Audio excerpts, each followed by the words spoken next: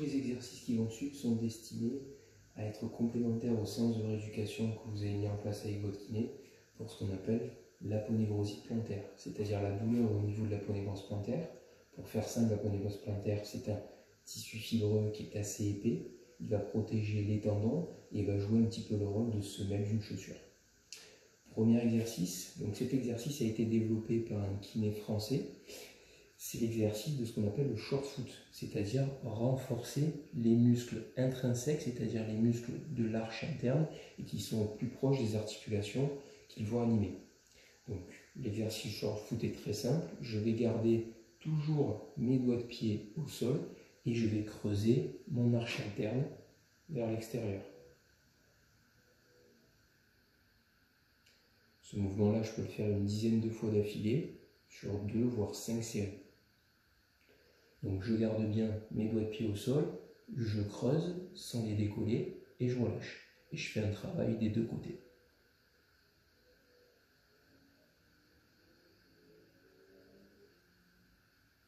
Ça, c'était la partie renforcement.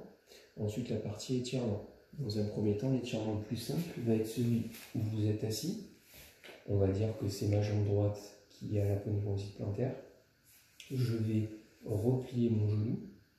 Avec ma main droite, c'est-à-dire main du côté malade, je vais récupérer les orteils et les emmener en extension, c'est-à-dire en position étendue. Je vais bloquer avec ma main gauche le talon et maintenir la position une douzaine de secondes sur 3, 4 voire 5 répétitions. La suite des étirements va se passer debout. On va encore étirer spécifiquement l'aponévrose. Donc soit je peux avoir un manche à balai avec un diamètre qui n'est pas très important, ou sinon un marqueur. Je vais avoir besoin d'une table ou d'une chaise pour pouvoir m'appuyer. Donc mon côté droit où j'ai mal, je vais poser mes doigts de pied sur le manche à balai ou sur le marqueur pour avoir mes doigts de pied qui sont en position extension, donc en position étendue, et je vais monter sur la pointe de pied. Donc soit je me stabilise avec mon côté gauche qui n'est pas malade pour avoir une position stable, ou sinon je peux le soulever. Je tiens la position une trentaine de secondes et je peux répéter l'exercice 3 à 5 fois. Ensuite, pour un travail encore plus global, je vais étirer le haut de mon mollet avec les muscles qu'on appelle les gastrocnémiens, puis ensuite je vais étirer le muscle solaire qui se trouve derrière et en dessous des gastrocnémiens. Donc première position, j'ai toujours un point d'appui, je vais garder mon genou avant fléchi et mon genou arrière qui va être tendu. J'essaie d'avoir un alignement entre mes cervicales, mon dos et ma jambe, et il faut que ça tire dans le haut du mollet. Donc je fléchis le genou avant, je garde bien le genou arrière tendu, le talon bien au sol, et une fois que ça tient, je compte jusqu'à 12. Je peux le faire de 2, 3, voire 5 fois de chaque côté.